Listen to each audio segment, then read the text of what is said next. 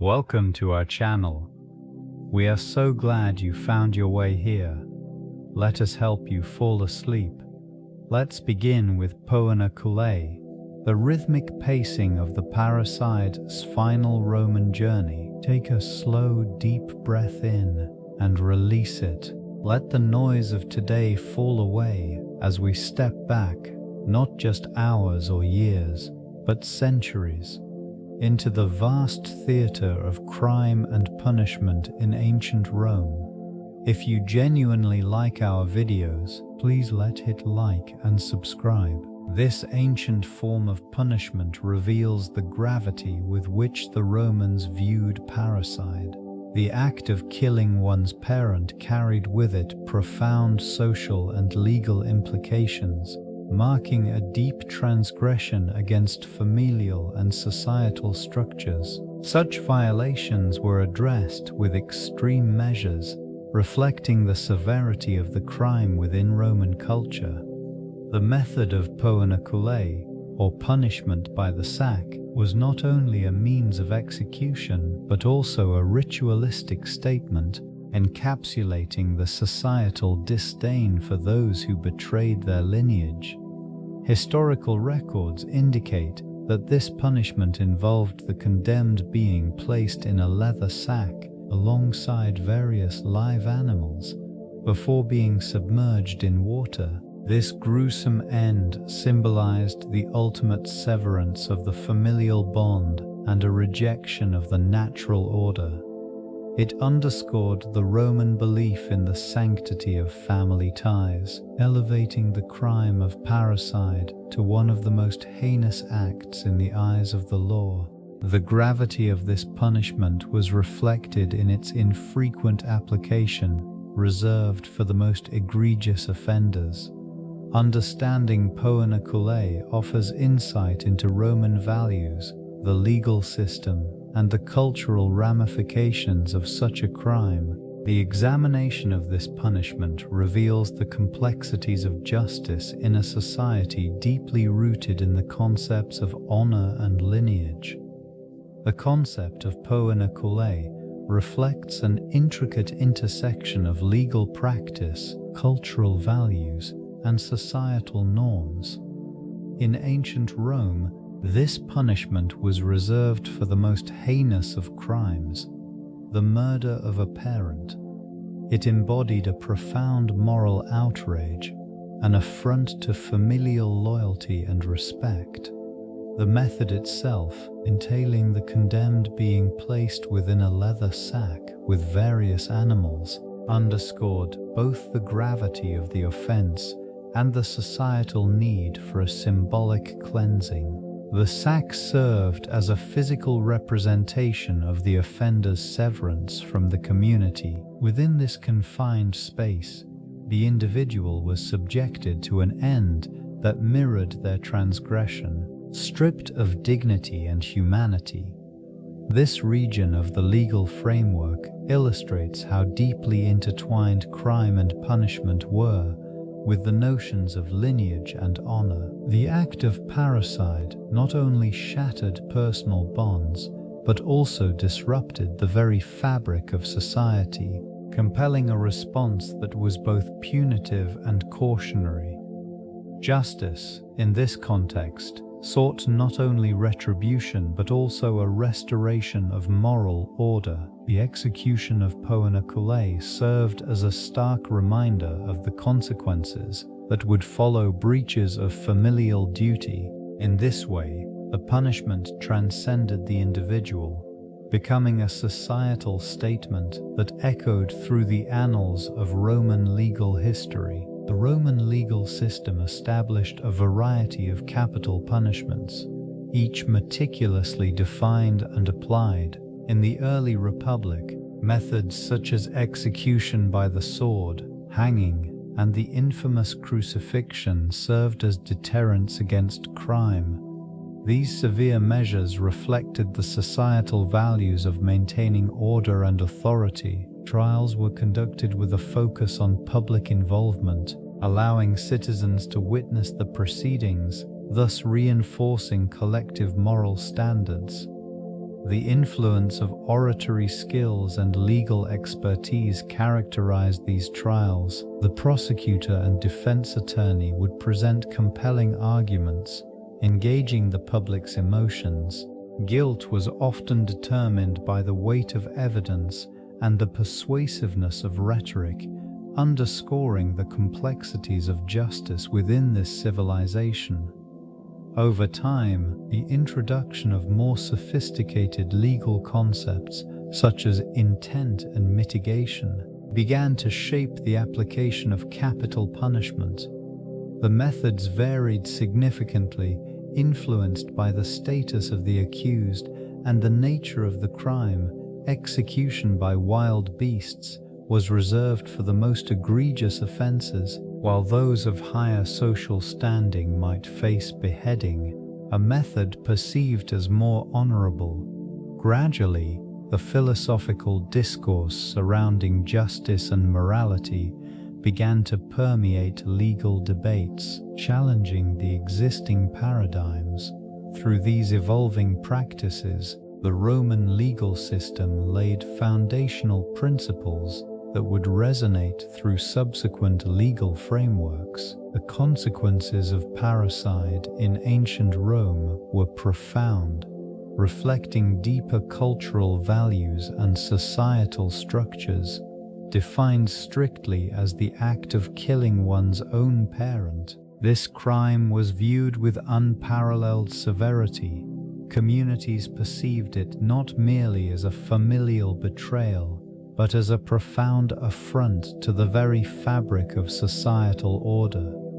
Punishments for such acts were extreme, often culminating in the infamous Poena Cullei, a grisly method that involved the condemned being placed in a sack with various animals and then cast into water.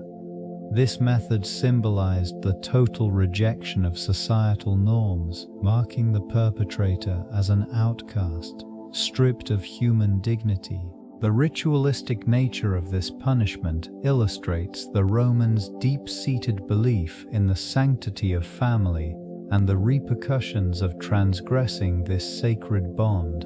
Hawkins' implications extended beyond legal repercussions, infusing literature and philosophy with reflections on morality and ethics. Discussions surrounding parricide often invoked the gods, emphasizing the belief that divine retribution awaited those who breached familial loyalty. Such narratives served not only as cautionary tales but also as a means to reinforce societal cohesion. In this region, the act of parricide echoed through the annals of history, reverberating in the collective consciousness of a civilization that placed family at its core.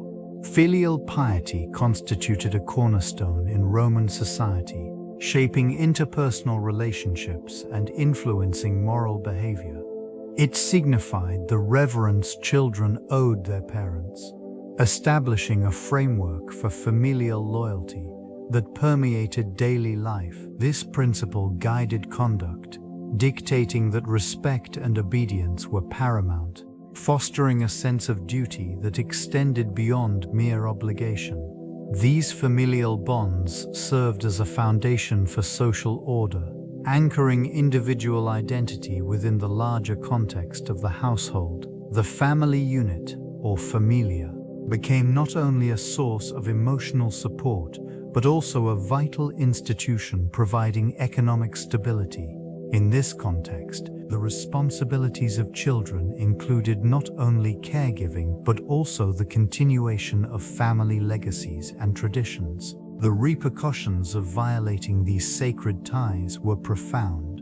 Acts of parricide disrupted not only the immediate family, but also the broader societal fabric. Such transgressions elicited horror and condemnation, underscoring the deep-rooted values surrounding loyalty and respect. The perpetrator's actions rendered them an outcast, severing their connection to the community and invoking a sense of collective mourning. In this way, filial piety constituted more than a mere cultural expectation. It represented an essential element of Roman identity, intertwining personal morality with the very essence of societal stability. The consequences of its neglect were enduring, echoing through generations. Historical cases of parricide reveal the complex interplay between familial bonds and societal norms. Among the notable figures, Lucius Junius Brutus stands out, having orchestrated the overthrow of his own sons for their treachery. This act of betrayal against kin marked a pivotal moment in Roman history, illustrating the depths of political ambition. The fate of Brutus, revered as a liberator yet burdened by his choices, underscores the tragic weight of such decisions. Another infamous case involves the Emperor Nero, whose path of destruction included the murder of his own mother. This act, motivated by a desire for power and control, led to a legacy steeped in infamy. The consequences of this betrayal reached far beyond Nero's reign, casting a long shadow on the Julio-Claudian dynasty. The trials of these individuals reflect a broader societal apprehension regarding loyalty and authority. Each case serves as a reminder of the precarious nature of familial ties when entangled with ambition and governance. They speak to the moral complexities that accompany such drastic actions, revealing the internal and external conflicts faced by those who commit parricide.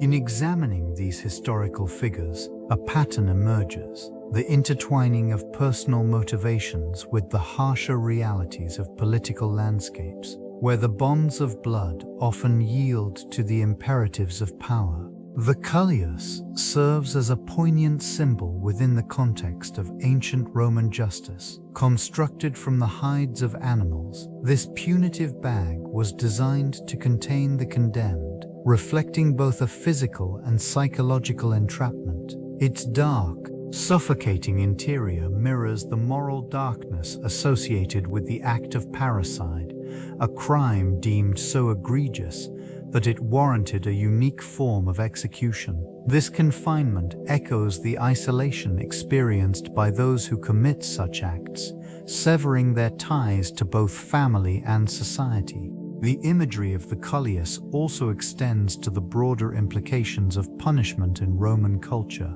It represents a societal effort to restore order and balance following a transgression that disrupts familial and societal structures. The act of placing the offender within this bag conveys a ritualistic cleansing, a return to an imagined state of purity for the community. In the context of parricide, the Culleus encapsulates the duality of the human condition. The capacity for profound love can coexist with the potential for extreme violence. This complexity resonates through the ages, revealing a persistent struggle within humanity to reconcile familial loyalty with the often unforgiving demands of power and ambition. Each instance of its use unveils the darker corners of the human psyche, where choices yield irrevocable consequences. The rhythmic nature of Poena Cullei encapsulates a grim journey through the corridors of Roman justice. This form of execution, steeped in historical significance, unfolds methodically, with each phase representing a calculated response to the heinous act of parricide. The condemned would find themselves enveloped in a vessel, crafted with intent, symbolizing the inescapable weight of their actions. This method, devoid of theatricality, reflects a society grappling with the depths of familial betrayal. The quiet preparation of the punishment serves as a reminder of the societal order disrupted by such a profound crime. The vessel's confines become a final dwelling, an echo chamber for the thoughts and regrets of the condemned. Each heartbeat within this grim construct reverberates with the weight of history, emphasizing the unsettling truth behind such an execution. The rhythmic cadence of the journey to death mirrors the relentless passage of time, a reminder that consequence is inescapable. Surrounding this narrative lies a greater context of Roman law, where justice was not merely a response but a ritualistic observance, underscoring the community's values. The quietude of the final moments contrasts sharply with the chaos of the crime, creating an atmosphere steeped in the somber reality of irrevocable choices. The journey concludes, echoing through the annals of time, a testament to the gravity of the human experience. The preparation for execution unfolds with an intricate series of rituals and procedures steeped in Roman tradition. This region, marked by the solemnity of impending fate, serves as a backdrop for the final moments of those condemned. The atmosphere thickens with a sense of inevitability as officials clad in the symbols of authority gather to oversee the proceedings. Prisoners, stripped of their previous identities, are subjected to a meticulous process. Each step is performed with precision, reflecting the gravity of the act. The condemned are led to the designated location, where the stark surroundings juxtapose the weight of their transgressions. The ritualistic elements play a crucial role in reaffirming societal norms, effectively highlighting the divide between the guilty and the innocent. And this moment, the executioner prepares with focused intent, his tools neatly arranged, embodying the finality of justice. The gathering crowd serves as silent witnesses, their presence a reminder of the collective conscience that holds sway over the actions of the state. And this star, as the sun sets, casting shadows over the proceedings, the chilling calm that envelops the air, reflects both the somber nature of the execution and the historical resonance of such acts. These moments are etched into memory, a stark reminder of the complex interplay between law, morality, and societal order. The role of magistrates in the execution process is pivotal, embodying the intersection of authority and societal norms. They stand as representatives of the state, tasked with upholding the laws that govern behavior within this civilization. In moments leading to execution, magistrates enforce the edicts of justice, ensuring that procedures are followed meticulously. Their presence symbolizes a commitment to order, reflecting the weight of their decisions upon the condemned. These officials engage in the administration of punishment with a calculated detachment, focusing on the principles of retribution and deterrence. Each action taken is steeped in precedent, drawn from a well-documented history of legal practice. Rituals surrounding execution are not mere formalities. They are imbued with the gravity of civic duty, designed to maintain public confidence in governance. The atmosphere becomes thick with tension as the weight of imperial law rests heavily on their shoulders. In the moments preceding the act, magistrates often deliver final pronouncements, articulating the rationale that underscores the execution. Such proclamations serve not only to clarify the transgressions committed, but also to reinforce the societal standards that must be upheld. The quiet execution grounds become a theater of law, where the principles of justice unfold systematically, reflecting the complexities of human morality in stark relief against the backdrop of state power. This region, steeped in historical significance, served as the stage for the execution known as Poena Cullei. The choice of location was deliberate, chosen for its proximity to the heart of the Roman Empire. These grounds, often positioned near the Forum, provided a stark contrast to the bustling life surrounding them.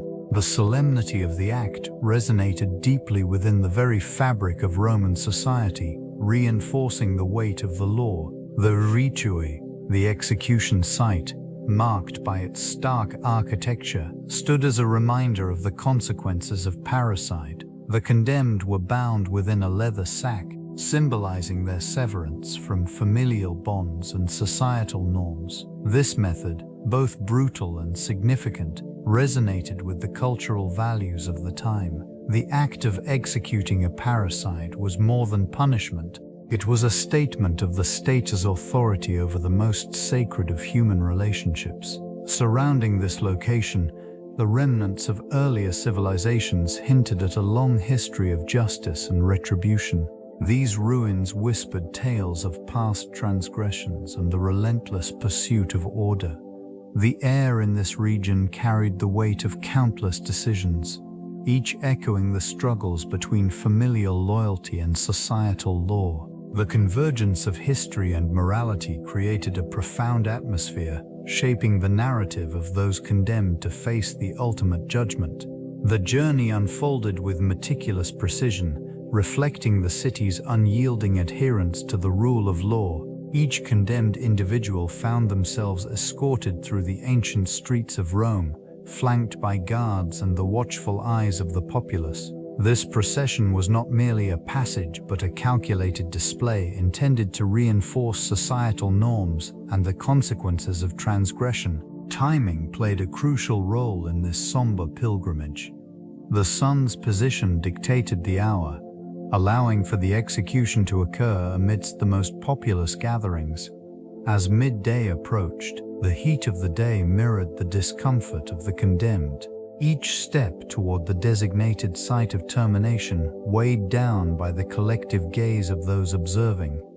This region, steeped in tradition, resonated with the echoes of past judgments, a constant reminder of the fate awaiting each individual. Logistics ensured that all elements aligned seamlessly. The path taken was well trodden, marked by history and sorrow.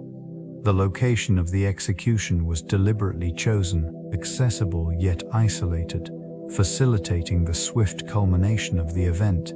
The executioners stood ready, their roles predetermined, embodying the cold finality of Roman justice. Ritualistic preparations were completed with a detached efficiency, underscoring the unyielding nature of this ancient practice. The air thickened with the silence of anticipation, broken only by the soft footfalls of attendants as they navigated the stone pathways. Each step resonated against the cool, damp walls, echoing the weight of history. The murmurs of the gathered crowd formed a low, indistinct hum, punctuated by the occasional rustle of robes. This region, steeped in gravity, absorbed the sounds, enveloping them in a shroud of solemnity. Faintly, the distant tolling of a bell marked the passage of time, each chime a reminder of the impending act. It reverberated through the narrow streets, sending vibrations along the cobblestones. The air, infused with the scent of earth and stone, carried the echoes of whispered prayers and quiet deliberations. Every utterance seemed to float, suspended momentarily before dissipating into the ether. A ceremonial procession approached, their rhythmic chants intertwining with the natural cadence of the environment. The cadence of their breaths, synchronized with the beating of hearts, punctuated the stillness. It created an intimate connection between the participants and the weighty tradition they upheld. Shadows lengthened as the sun dipped lower, casting oblong silhouettes that danced along the walls, merging with the movement of the people. Each sound served as a reminder of the gravity of this moment, enveloping the journey in a palpable atmosphere of inevitability. The gathered crowd bore witness to the execution, their expressions a complex mixture of anticipation and resignation. This assembly represented a cross-section of Roman society, from the patricians clad in fine tunics to the lower classes, drawn by curiosity and a sense of morbid spectacle. Many were aware of the implications of parricide, a crime that transcended mere legality, touching upon the very fabric of familial loyalty and societal order. The emotions reflected in their faces varied. Some regarded the proceedings with a detached curiosity, viewing it as a necessary act of justice. Others exhibited a more visceral reaction, faces pale, perhaps grappling with the moral weight of witnessing a life extinguished. The murmurs of the crowd ebbed and flowed, intertwining with the heavy silence that punctuated the air. Children clung to their guardians, eyes wide with a mix of confusion and intrigue, unaware of the historical significance unfolding before them. The elder citizens, steeped in experience, whispered tales of past executions, recalling the lessons embedded in such events. The atmosphere thickened with a shared understanding. This was not merely an execution, but an indelible mark upon the collective conscience of Rome. Their individual perspectives, shaped by personal histories and social standing, melded into a singular narrative of judgment, consequence, and the pervasive pulse of life and death. This examination delves into the psychological landscape of the perpetrator as the final moments approach. Facing the imminent consequences of their actions often elicits a deep introspection. In this confined space, thoughts swirl with an intensity that blurs the line between remorse and defiance. The gravity of their crime weighs heavily, manifesting as an existential dread that intertwines with a profound sense of isolation. Within this region of contemplation, the mind oscillates between fleeting moments of clarity and waves of despair. Memories surface, interweaving recollections of past choices with visions of impending punishment. Each recollection acts as both a haunting reminder and a catalyst for an internal reckoning. The finality of the judgment looms large, prompting an examination of identity and morality. Emotions fluctuate, with guilt and anger often battling for dominance. Some may find solace in rationalizations, constructing narratives that obscure the truth of their deeds. Others grapple with an undeniable sense of loss, not only of freedom, but of self. The connection to humanity feels tenuous, frayed by the weight of betrayal and violence. Public reactions to Parricide have historically evoked a complex interplay of horror and fascination. This region's populace often wrestles with the psychological ramifications of such actions, leading to a societal aversion coupled with morbid curiosity. Media portrayals serve as both a reflection and a catalyst for these sentiments, amplifying discussions around the motivations and consequences of familial murder. Headlines frequently sensationalize cases, transforming them into narratives that dissect the human psyche. These accounts, often rich with detail, compel audiences to engage with the macabre intricacies of betrayal within the family unit. The psychological profiles presented in articles and broadcasts are rigorously examined, attempting to discern patterns or triggers that might elucidate this extreme deviation from societal norms. Through this lens, the concept of familial loyalty becomes strained as the very foundation of kinship is challenged.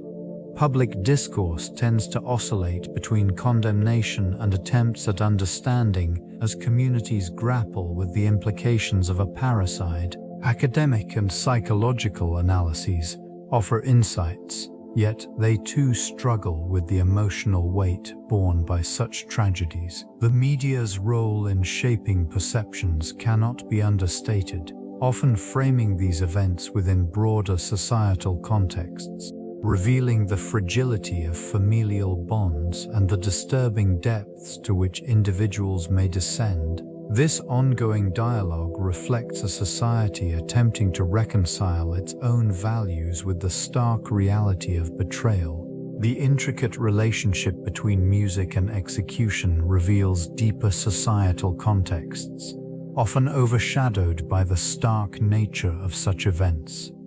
In this region, the sounds of instruments accompanied the condemned, providing a contrasting backdrop to the grim finality of their fate. Flutes, lyres, and horns filled the air, their melodies blending with the solemn atmosphere, creating an unsettling juxtaposition. Acoustic analysis indicates that these musical elements served multiple purposes.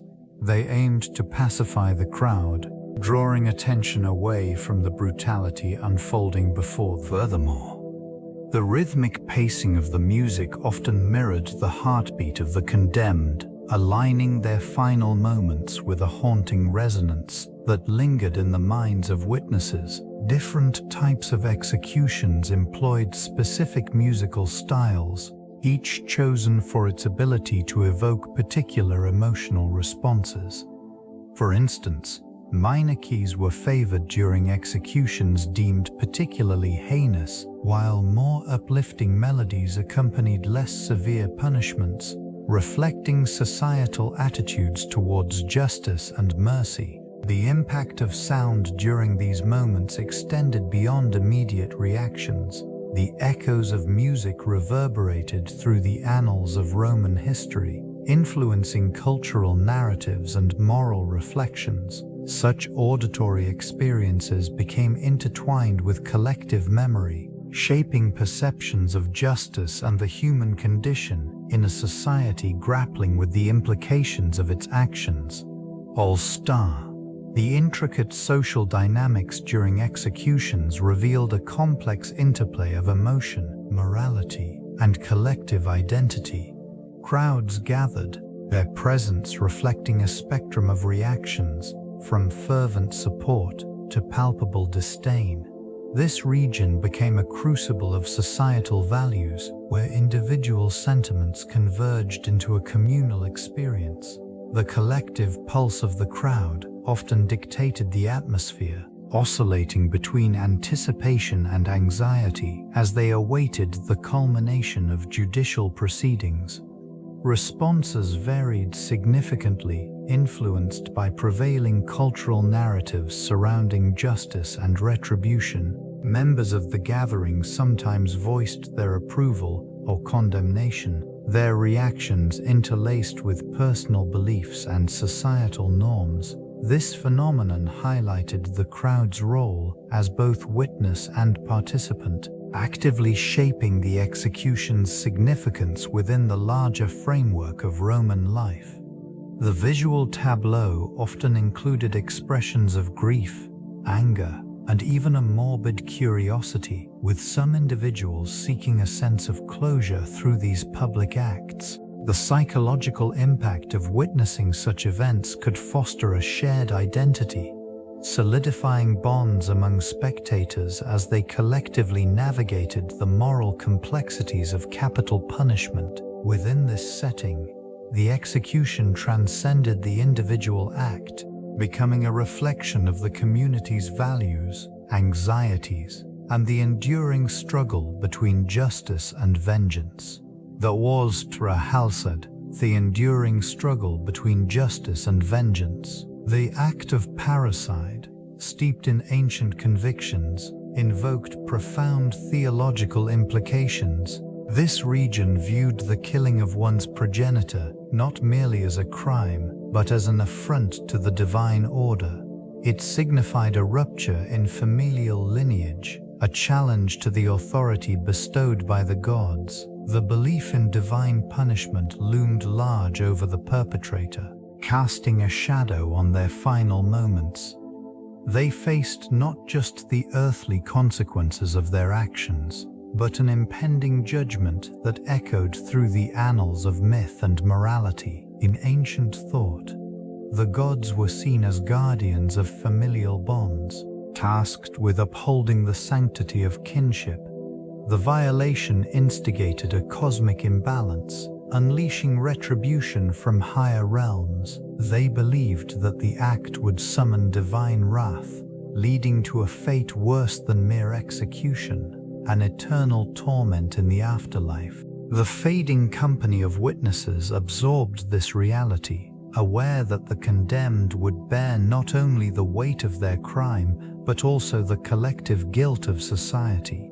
Communities grappled with the narrative of punishment, often finding solace in rituals that sought to appease the offended deities.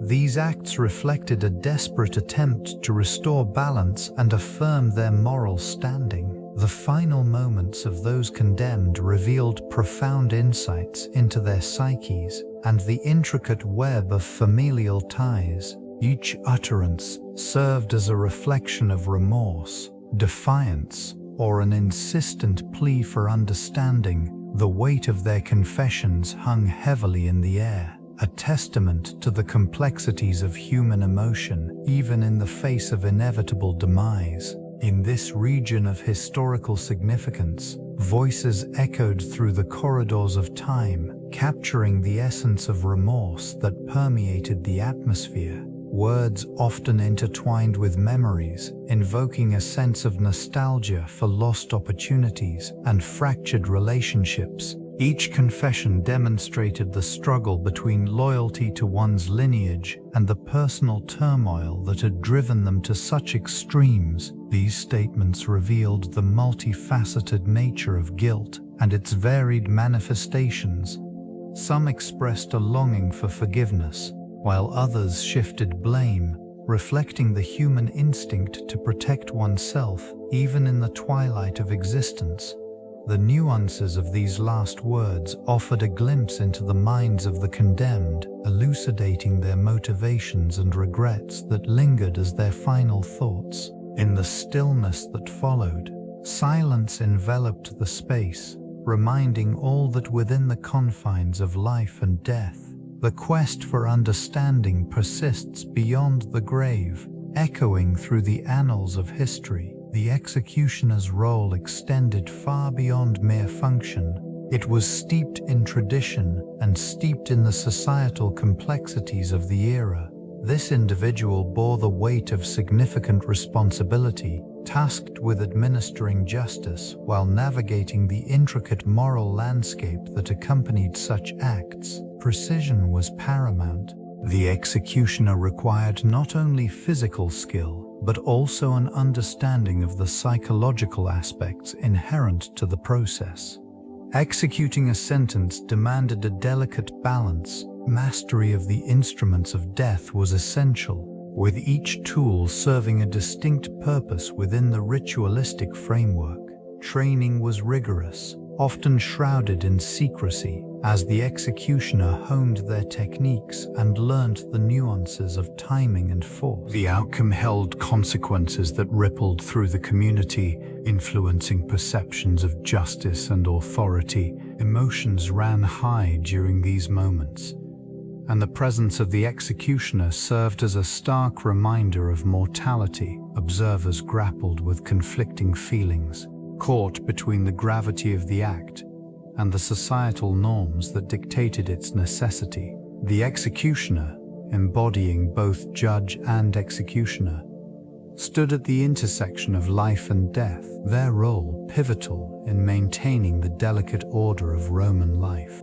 In this charged atmosphere, the process unfolded, a somber reflection of the era's values and the inescapable reality of consequence. The procedure commenced with the condemned presented before the gathering crowd, an audience drawn from various strata of society. Each individual bore witness to the unfolding drama, their reactions a mixture of curiosity and horror.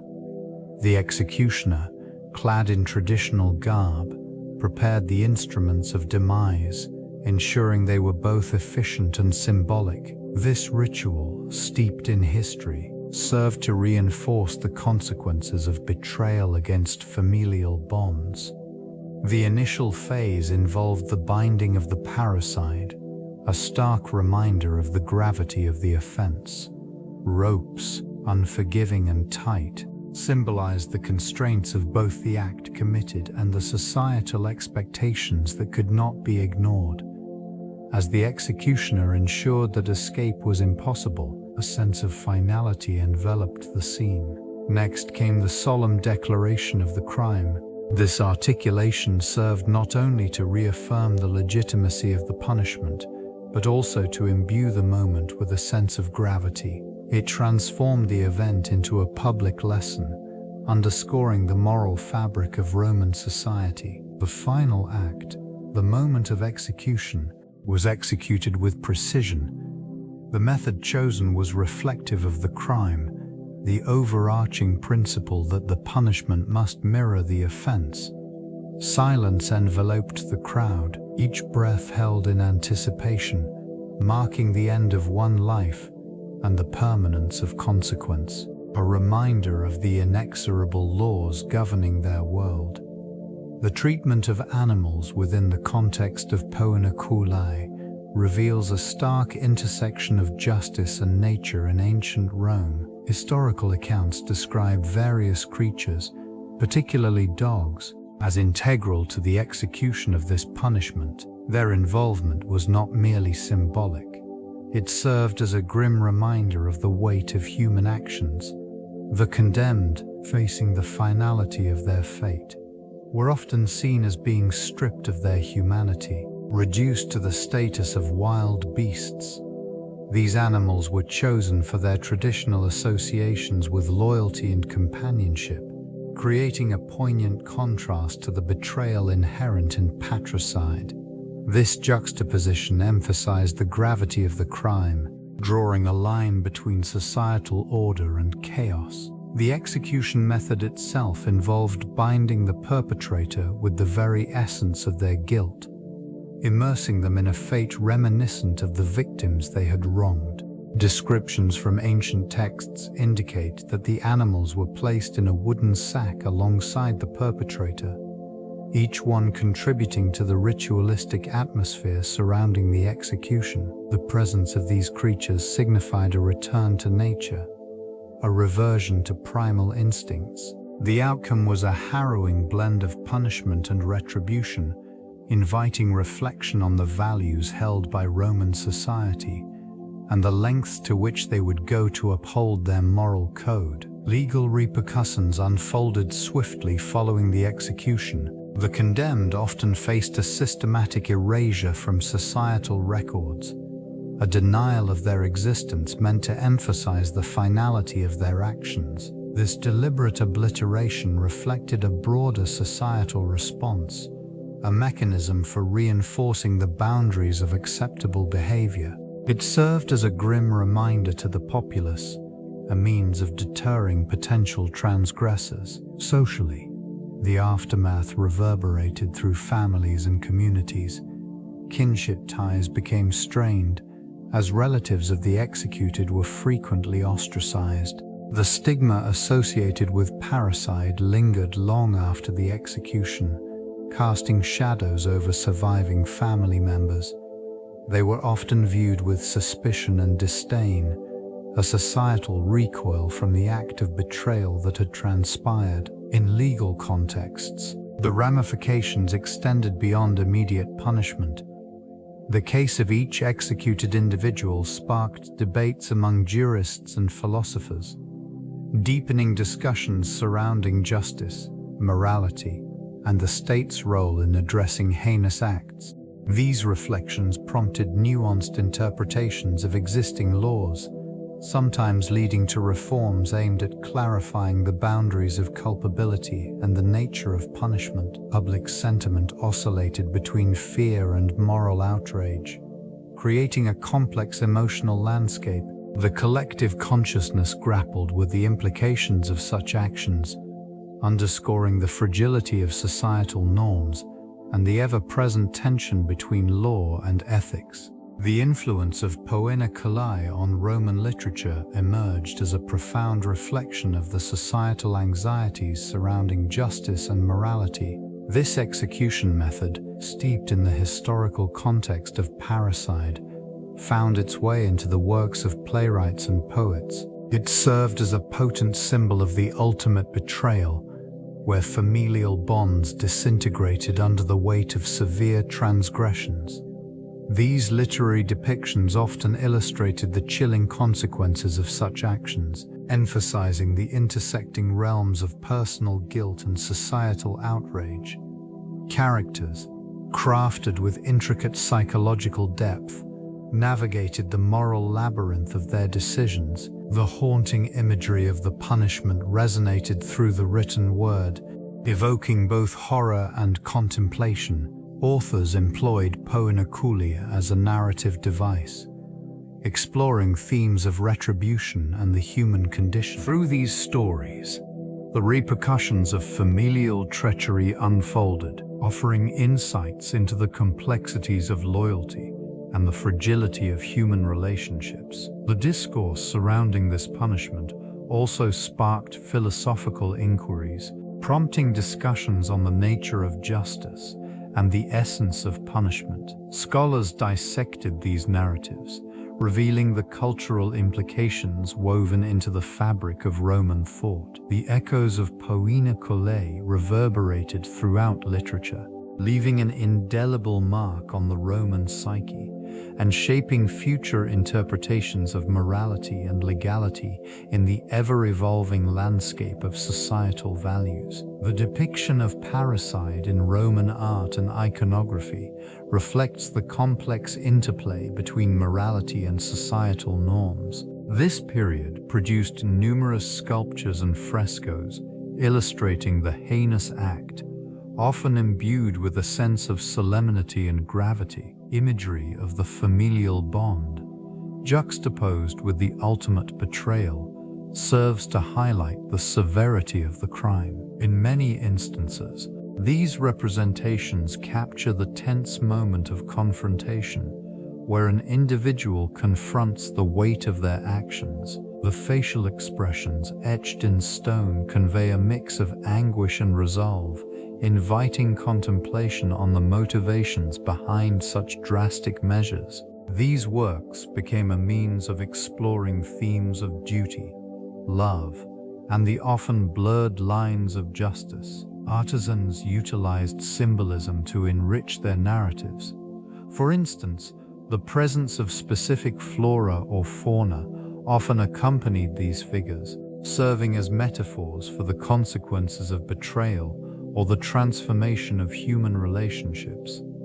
Such iconography allowed viewers to engage with the moral complexities of parricide, enabling a deeper understanding of its implications within the Roman moral framework. In public spaces, these depictions were not mere decoration but rather cautionary tales, warning against the fragility of familial bonds.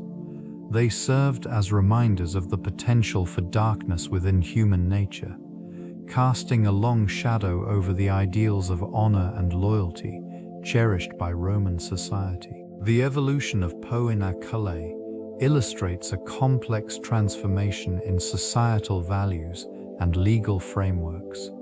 Initially, this punishment emerged during the early Roman Republic, designed to address the severe crime of parricide. The ritualistic nature of the sentence afforded a sense of gravitas, reflecting the deep societal revulsion towards the act of killing one's own parent. This region, steeped in tradition, witnessed the methodical procedures involved in enacting the punishment, which included the condemned being placed into a leather sack along with a variety of animals and subsequently executed. Over time, the application of Poena Cullei began to shift, influenced by changing philosophical and legal perspectives. By the late Roman Empire, the punishment was increasingly viewed through the lens of morality and ethics, leading to a gradual decline in its use. As the empire expanded, the complexities of governance necessitated a more nuanced approach to crime and punishment, favoring rehabilitation over retribution. In later centuries, the remnants of this practice lingered within the annals of legal history, eventually being supplanted by more humane approaches to justice. The echoes of such ancient practices remain embedded in modern discussions about ethics, law, and the inherent contradictions of human nature. This evolution highlights not only the adaptability of legal systems, but also the enduring struggle to reconcile justice with compassion. Ethical considerations surrounding punitive practices invoke complex questions regarding morality and human dignity. The application of punishment, particularly in extreme forms, raises significant concerns about the societal values embedded within these legal frameworks. It reflects a tension between retribution and rehabilitation, prompting discussions about the purpose of punishment itself. In examining these practices, it becomes evident that they often stem from deeply ingrained cultural beliefs about justice. The moral implications of inflicting suffering for wrongdoing are scrutinized, highlighting the potential for inhumane treatment and the erosion of empathy within societal structures.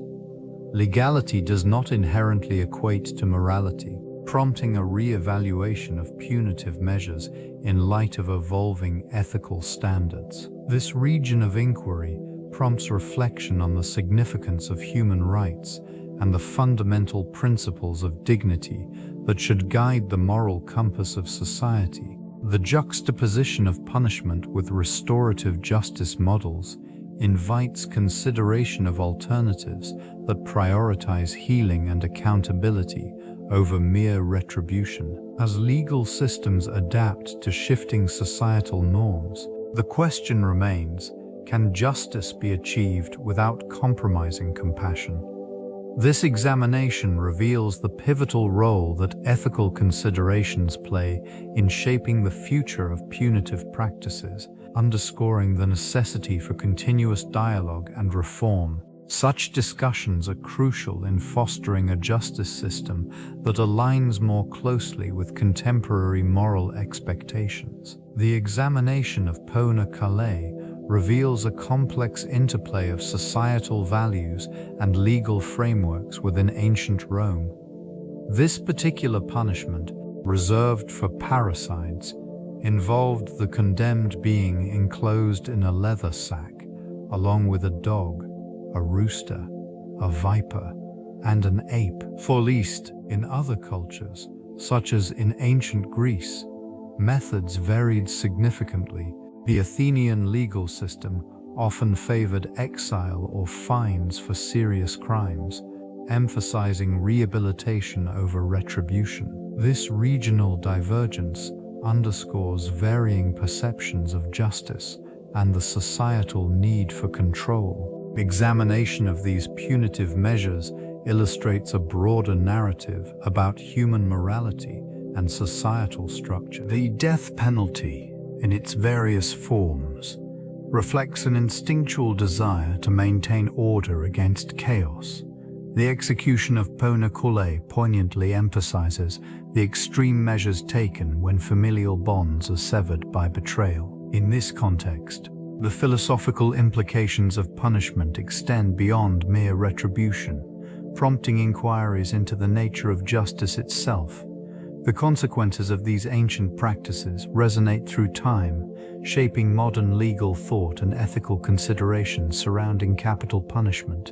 Gender dynamics play a crucial role in the examination of parricide cases throughout history. Women, often relegated to subordinate societal positions, exhibit a complex involvement in these tragic events. Their motivations may intertwine with emotional, economic, and social factors, reflecting the constraints placed upon them by patriarchal structures. In ancient Rome, the perception of women as inherently nurturing and devoted can complicate their portrayal when they commit such violent acts. These cases often evoke a mixture of shock and intrigue, revealing societal contradictions regarding female agency. The legal response to women accused of parricide frequently hinges on their perceived mental state. This region of inquiry reveals a tendency to pathologize female offenders, framing their actions as manifestations of madness rather than deliberate choices. The judicial treatment of women in these contexts offers insight into broader societal attitudes toward gender. Punishments meted out, or lack thereof, serve as indicators of prevailing beliefs about femininity and morality. Within the confines of the courtroom, narratives surrounding women's roles can shift dramatically, often influenced by the cultural expectations of the time. This dynamic interplay between gender, crime, and punishment underscores the complexities of human behavior, inviting ongoing exploration into how historical precedents continue to inform contemporary discussions. The legacy of these cases remains etched in time, reflecting evolving views on justice and gender relations. Understanding motives reveals the intricate psychological landscape surrounding acts of parricide. These individuals often exhibit deep-seated conflicts, emotional turmoil, and a pervasive sense of alienation from familial bonds. In this region of human behavior, the catalysts for such extreme actions can vary significantly, yet common threads emerge. Many exhibit patterns of unresolved trauma or prolonged psychological distress linked to their upbringing. The influence of a tumultuous family environment often looms large, shaping perceptions of authority and familial loyalty. In some instances, feelings of powerlessness transform into a desperate need for control, leading to catastrophic decisions. This dissonance between emotion and action frequently manifests in a distorted view of relationships, where love may become entangled with resentment. An analysis of these individuals often uncovers a complex interplay of mental health issues. Disorders such as depression and personality disorders can contribute to a diminished capacity for empathy. The inability to reconcile conflicting emotions may drive them toward violence as a misguided attempt at liberation from perceived oppression.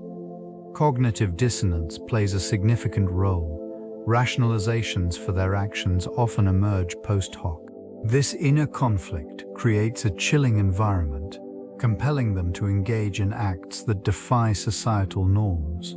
The influence of Stoicism on Roman views of justice permeates the societal fabric, shaping perceptions of morality and duty. This philosophical framework emphasizes virtue and reason, often advocating for the acceptance of fate and the inevitability of suffering. In this context, the notion of justice transcends mere legalism, becoming a matter of personal integrity and ethical responsibility. The principles espoused by Stoic thinkers resonate deeply within the hearts and minds of individuals, guiding their actions even in the face of grave transgressions. The alignment of Stoic thought with the harsh realities of Roman life fosters a complex understanding of punishment. Justice is not merely a societal mechanism, but a reflection of inner virtue. This perspective encourages a measured response to wrongdoing, emphasizing the importance of rationality over emotional reaction. The weight of punishment is often seen as a necessary burden, one that must be borne with dignity and acceptance. In this cultural milieu, the act of parricide is viewed through a dual lens. On one hand, it signals a profound moral failing, a deviation from the Stoic ideal. On the other, it embodies the existential struggle against oppressive familial bonds and societal expectations. Such contradictions illuminate the profound depths of the human experience, revealing the intricate dance between duty and personal freedom within the constraints of Roman law. The representation of Poena Cullei within Roman theatre reflects the societal attitudes towards justice and morality during that era. In various plays, the punishment emerges not merely as a consequence of crime, but as a dramatic device to explore the psychological dimensions of guilt and retribution. The portrayal of the parricide often evokes deep reflections on familial bonds, suggesting a complex interplay of love and betrayal. Actors embodying these tragic figures convey the weight of their actions through poignant soliloquies, allowing the audience to witness the internal struggle that accompanies such heinous acts. The use of masks and exaggerated expressions amplifies the emotional resonance, making the audience acutely aware of the protagonist's inevitable fate. Settings are meticulously designed to mirror the somber themes. Darkened stages and minimalistic props evoke a sense of foreboding. The physical confines of the stage parallel the moral constraints imposed by law, emphasizing the isolation of the condemned betul. In these performances, The tension between societal expectations and personal desires is laid bare, inviting contemplation on the nature of justice. The lingering silence that follows each act serves as a reminder of the sobering reality that accompanies the concept of punishment, leaving audiences with an unsettling awareness of the consequences inherent in human actions. Rhetoric often emerges as a vital tool in the defense of the accused, shaping perceptions and guiding the narrative of justice.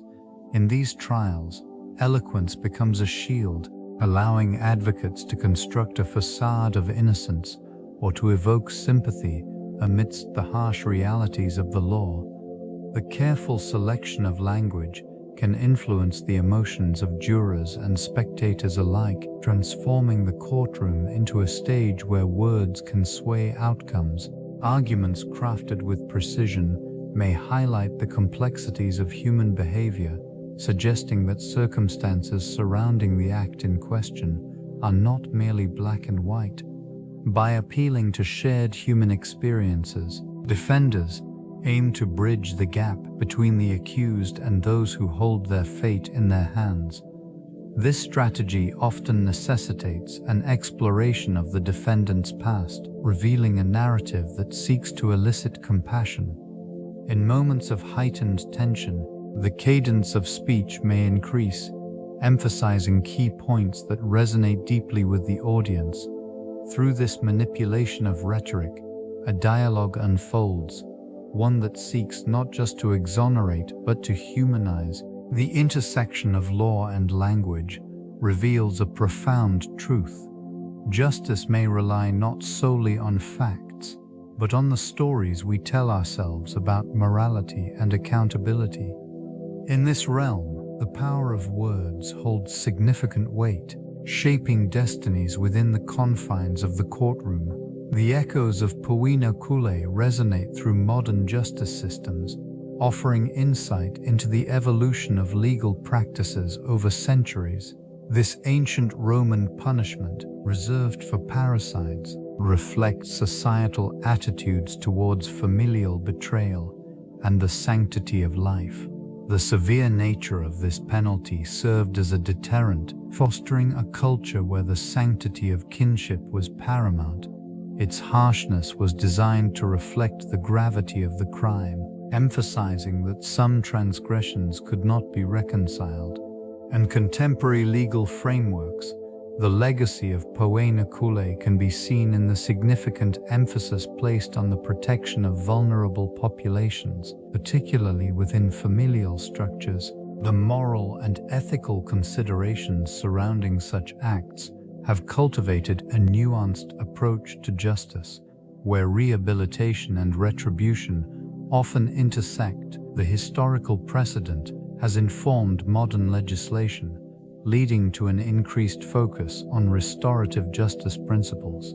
Judicial systems now grapple with the implications of parental responsibility and the underlying psychological factors of familial violence.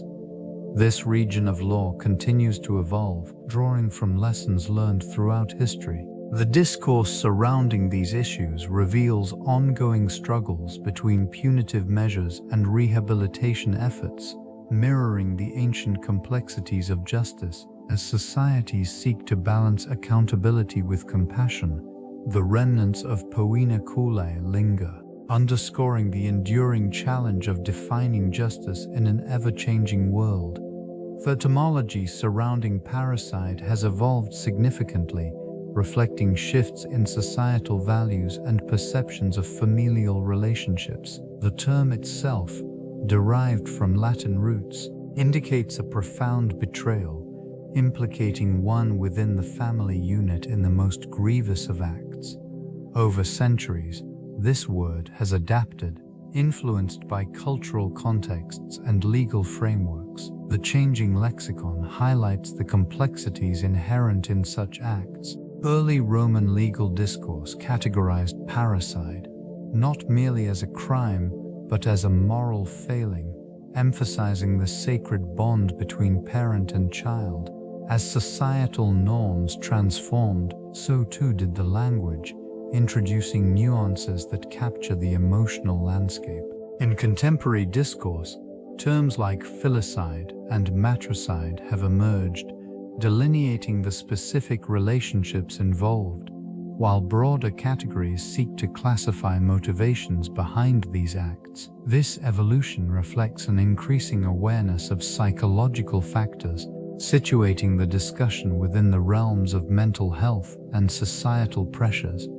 Legal systems have also responded, introducing new definitions and considerations that account for motive, context, and the potential for rehabilitation. This linguistic transformation underscores an ongoing dialogue about responsibility and the potential for understanding the perpetrator's mindset. Such shifts reveal how language not only describes reality, but also shapes societal perceptions and approaches to an age-old, yet ever-relevant issue. Philosophers have long engaged with the moral implications of punishment, offering insights that resonate through centuries.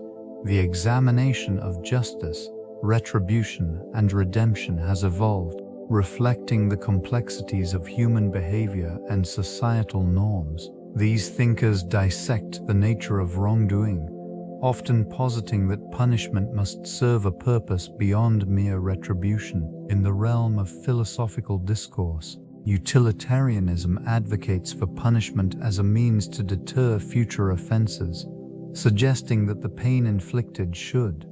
In ancient Rome, these discussions found fertile ground as influential figures debated the morality of state-sanctioned penalties. Their contributions shaped the development of legal systems, guiding society's approach to crime and punishment.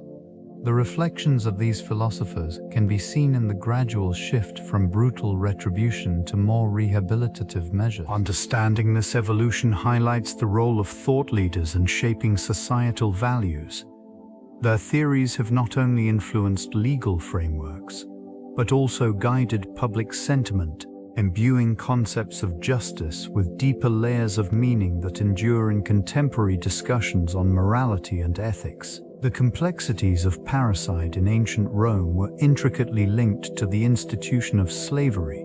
The existence of a vast population of enslaved individuals created a unique social dynamic, often resulting in conflicts within familial structures. These relationships were governed by power imbalances, where the enslaved lacked agency, fostering an environment ripe for resentment and rebellion.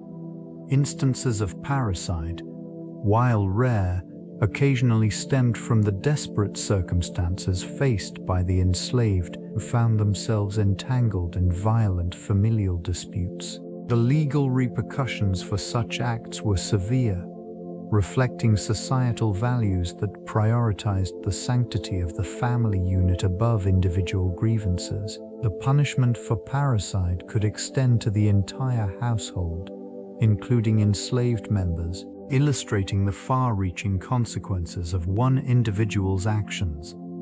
This often led to a chilling silence surrounding the subject, as the societal costs of rebellion against authority were deemed too great for discourse. Harse per discourse reicheu ein supporti for discourse.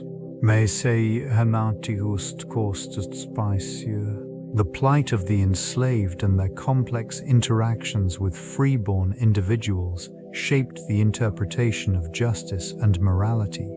The narratives surrounding these tragic events highlighted the fragility of life and the weight of power dynamics within familial relationships. Consequently, the echoes of these cases reverberated through Roman society, influencing legal thought and ethical considerations long after the fall of the empire. The ramifications of such violence continue to provoke reflection on the nature of justice and humanity. The geographic spread of Poena Cullei traditions throughout the Roman Empire reveals a complex interplay between culture and governance. This method of punishment, marked by its severity, found its roots in the heart of Rome, yet echoes resonated across distant territories. In provinces, the adaptation of this practice often intertwined with local customs, creating a varied landscape of interpretation and implementation. In regions such as Gaul and Hispania, the perception of parricide carried significant weight. The act was not merely a crime, it was an affront to familial and societal structures. Here, the response to such transgressions reflected deeper cultural values, with local leaders often opting for public displays of justice. These responses included both the execution and the method of execution, which sometimes deviated from the canonical form, allowing for variations based on local beliefs. Northeastern provinces exhibited a different dynamic. In places like Asia Minor, the influence of Hellenistic thought introduced philosophical considerations into legal practices. The punishment's execution was less about spectacle and more focused on the moral implications of the crime, showcasing a preference for contemplation over retribution. Throughout the empire, these traditions painted a mosaic of justice, revealing how a singular practice could morph and adapt, influenced by the diverse ethos of the communities it touched. The legacy of Poena Cullei thus transcends mere punishment, evolving into a lens through which societal values can be examined. The Senate played a pivotal role in shaping the legal framework surrounding capital punishments in ancient Rome. This governing body was not merely an assembly of lawmakers, but a reflection of societal norms and moral reasoning. As deliberations unfolded within its chambers, a consensus was often sought regarding the severity of penalties for various crimes. The influence of the Senate extended beyond the confines of the courtroom, impacting public perception and the collective conscience of the populace. Each decision made within these walls carried weight, as it established precedents that would echo through generations. The gravity of parricide, in particular, prompted intense scrutiny, with senators weighing the implications of such an act against the backdrop of familial duty and societal stability. It was understood that to kill one's parent was not only a transgression against the individual, but a rupture in the very fabric of Roman society. The collective deliberations often resulted in a spectrum of punishments, where the severity corresponded to the nature of the crime and the status of the offender. By engaging in such discourse, the Senate endeavored to balance justice with mercy, reflecting the complexities of human behavior. In this manner, the legislative body became a crucible for nuanced ethical considerations, shaping the trajectory of Roman law and its enduring legacy. The journey of the Culleus encapsulated both symbolic and literal interpretations within the context of Roman justice. This vessel, a leather sack, served as a means of execution for those deemed guilty of parricide. Its form was stark, devoid of embellishments, echoing the weight of the crime it represented. The act of placing an individual within this confined space was laden with meaning, transforming the physical journey into a metaphor for societal condemnation. In the annals of history, the Culleus became a potent symbol of the ultimate betrayal, as it carried the murderer away from the fabric of familial bonds. This action represented not only a punishment, but also a profound commentary on the sanctity of the family unit in Roman culture. The journey undertaken within its confines was marked by a profound isolation, as the condemned faced the consequences of their actions in silence, removed from the community that once nurtured them. The route taken during this journey often followed the outskirts of the city, a deliberate choice reflecting the desire for societal purification. The fading remnants of the journey culminated at the periphery, a threshold between the realm of the living and the unknown. Within this context, the Culleus served as both a literal instrument of execution and a profound symbol of the moral failings that led to its use. Witnesses to this execution experienced a complex emotional landscape, a mixture of fear, anticipation, and morbid curiosity. The unfolding events provoked a palpable tension, each moment thick with the weight of impending doom. Those gathered, often drawn by the gruesome spectacle, found themselves ensnared in an unsettling dichotomy. Repulsion and fascination intertwined as they prepared to witness an act of cruelty sanctioned by the state. Expressions varied across the crowd, some marked by grim solemnity, while others reflected a darker eagerness to behold the fate of the condemned. As the execution approached, sharp inhalations punctuated the air, a collective intake of breath echoing the dread that permeated this gathering. Anticipation pulsated like an electric current, heightening senses and sharpening focus on the unfolding drama. The morbid curiosity reflected a deep-seated societal intrigue with punishment and retribution, an exploration of the darker facets of human nature. Conversations murmured among the onlookers, speculation and hushed theories mingling with their unease. The atmosphere thickened with the weight of expectation, a shared acknowledgement of the historical significance of this act. In this moment, the execution transcended its immediate brutality, morphing into a ritualistic examination of moral decay. A poignant reminder of the consequences of transgression, the emotional responses of the witnesses formed an indelible imprint on the collective memory of this grim event. The use of symbols in the punishment revealed a complex interplay of colors and materials, each chosen to convey deeper meanings. The somber hues of black often dominated the execution site, reflecting the gravity of the act. It served as a visual representation of death and despair, enveloping the atmosphere in a heavy shroud of mourning. The stark contrast of crimson, occasionally interspersed, signified the bloodshed inherent in the crime, an unyielding reminder of the violence that lay at the heart of parricide. Materials selected for the punishment were equally telling. The iron of the restraints, cold and unyielding, represented the inescapable grip of justice. This metal, often associated with strength and permanence, reinforced the finality of the act. Surrounding structures, crafted from aged stone, bore witness to centuries of societal norms, echoing the weight of tradition in the face of personal transgressions. These ruins stood resolute, marked by the passage of time, yet they held the stories of countless lives intertwined with grief and betrayal. Each element contributed to an atmosphere thick with tension, where symbolism transcended mere aesthetics.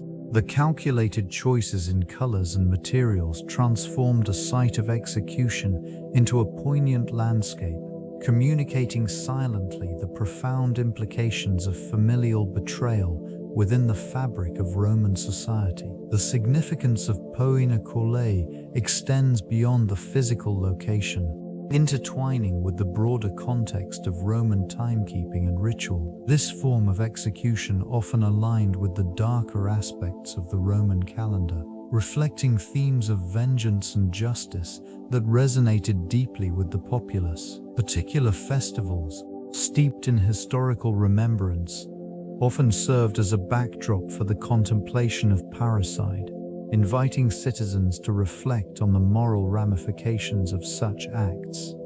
These events were meticulously scheduled, strategically placed within a cycle that balanced celebration with somber reflection. The presence of Poena Cullei within the calendar highlighted the duality inherent in Roman life, moments of joy juxtaposed against the stark realities of punishment and societal order. Observances surrounding these executions were marked by a collective introspection, allowing the community to engage with the darker facets of human nature. During certain sacred days, the populace would gather to witness these rituals, reinforcing the social contract and the consequences of transgression. It served as a reminder of the fragility of familial bonds, where betrayal carried not just personal repercussions, but also societal ones. This ritualistic acknowledgement of transgression and retribution formed an essential part of maintaining the moral fabric of Roman society, ensuring that the echoes of parricide were neither forgotten nor trivialized amidst the celebrations of life. The intertwining of religion and punitive practices in Rome served as a crucial foundation for societal order. Divine retribution was a significant aspect of the Roman belief system, shaping perceptions of justice. The gods were seen as vigilant observers, ensuring that moral transgressions were met with appropriate consequences. This belief lent a spiritual weight to the punishment of crimes, particularly those as egregious as parricide, where familial bonds were shattered and societal norms violated. In this context, various rituals were performed to appease the deities and seek forgiveness for the heinous act. Sacrifices, prayers, and public ceremonies were orchestrated to demonstrate the community's collective sorrow and commitment to restore harmony. The involvement of priestly orders in such processes highlighted the sacredness attributed to justice, intertwining legal proceedings with religious observance. The punishment itself often mirrored the severity of the crime, with parricide eliciting particularly harsh responses. It symbolized not just a violation of familial loyalty, but also an affront to divine order. The execution of the parricide, often carried out publicly, served as both a deterrent and a cleansing ritual for the community. This act reaffirmed the divine hierarchy and the social contract, ensuring that the moral equilibrium of Roman society remained intact in the face of profound transgression. The public outcry surrounding the punishment reflected a profound division in societal values. In the bustling forums of Rome, debate raged over the appropriateness of clemency for the parricide. Voices clamored for mercy, citing the weight of personal circumstances that may have compelled such a heinous act. This perspective proposed that understanding the individual's plight might lead to a more nuanced view of justice. In contrast, the private discussions among senators and philosophers revealed staunch resistance to leniency. They regarded the act of parricide as an affront to both the family unit and the state. It was argued that granting mercy would erode the very foundations upon which Roman society was built, allowing chaos to seep into the moral fabric that upheld their civilization. This tension between public sentiment and private conviction reflected a deeper struggle within the collective consciousness of Rome. The debates often lingered late into the night, illuminated by flickering torches casting shadows on the stone walls.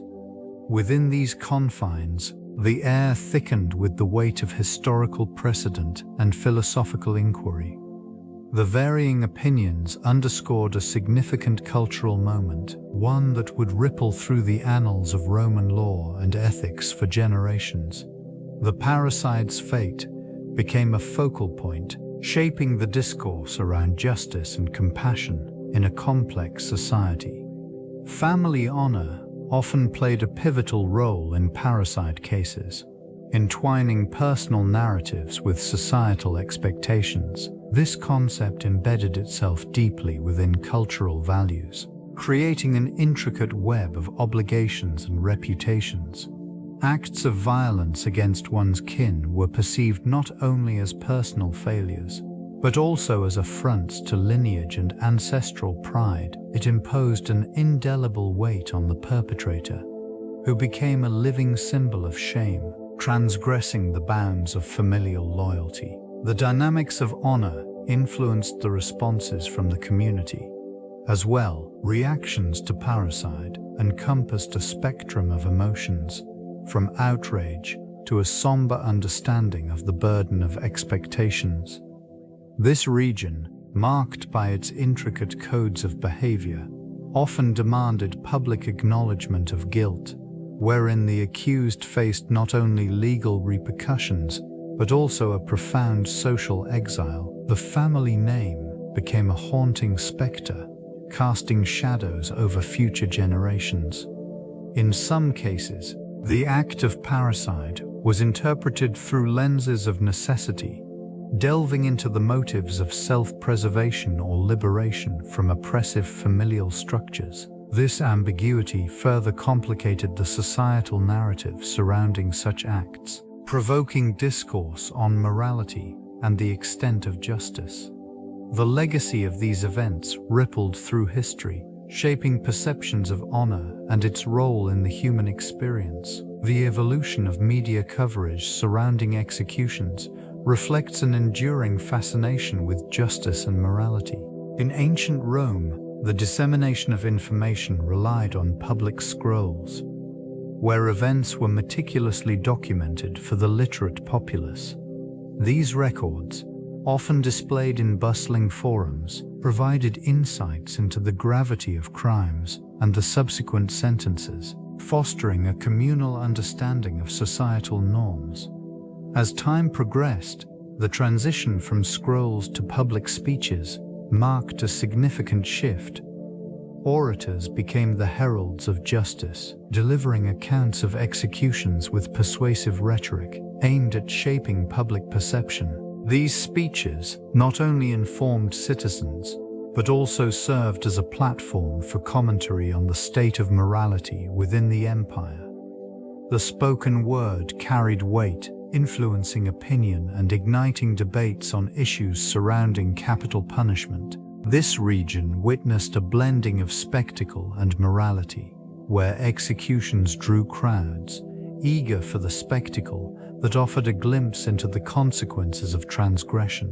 The presence of the crowd, coupled with the eloquence of the speaker, created a potent atmosphere where the act of execution became a communal event, both feared and revered.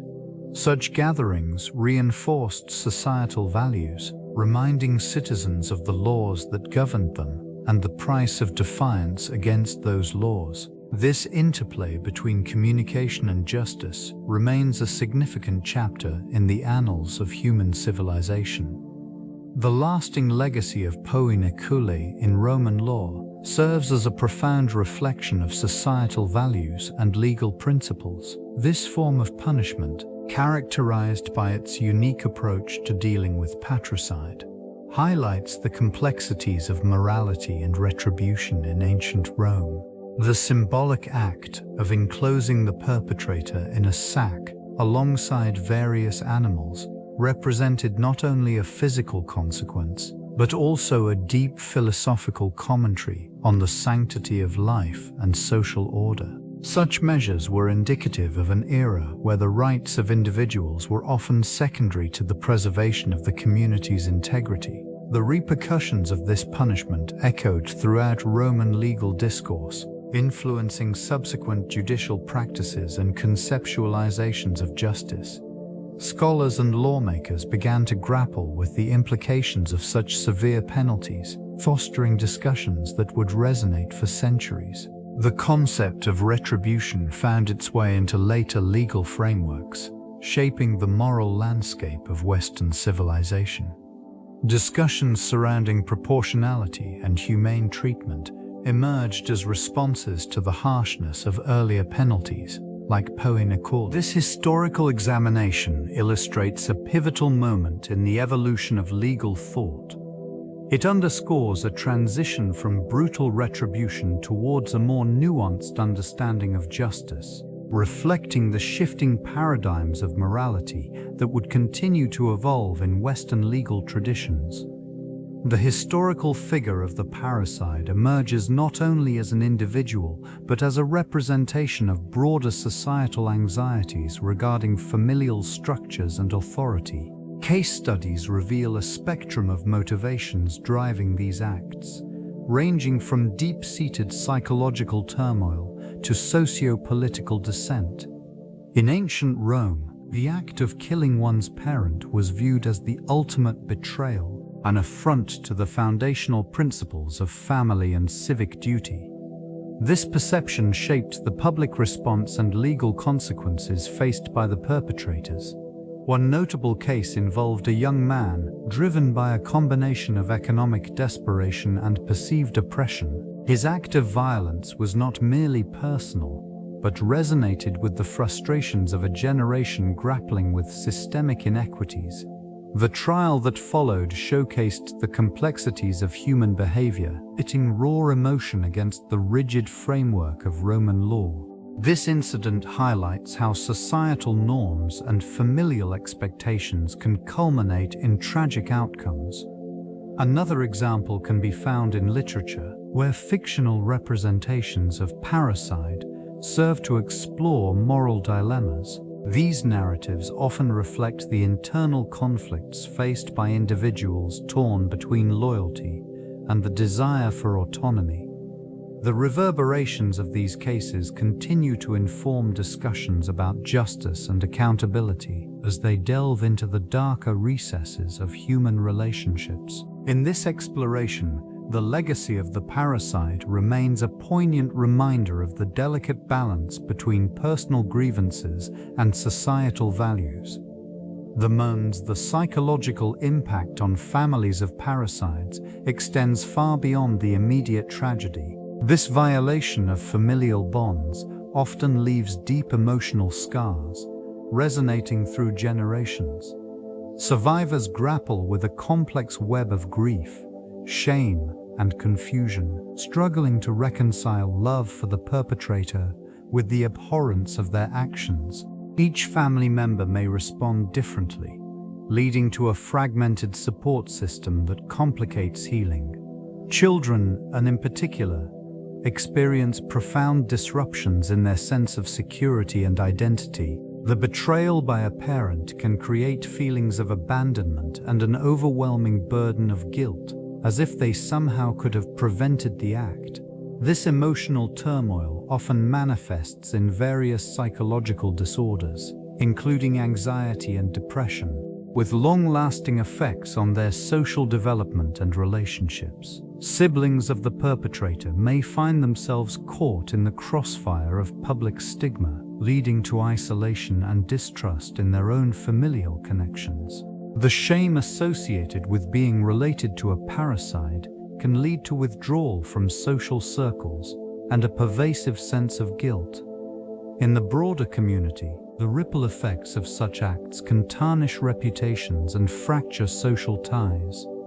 The stigma extends beyond the immediate family, impacting friendships and local standing, as the specter of the crime lingers in the collective consciousness.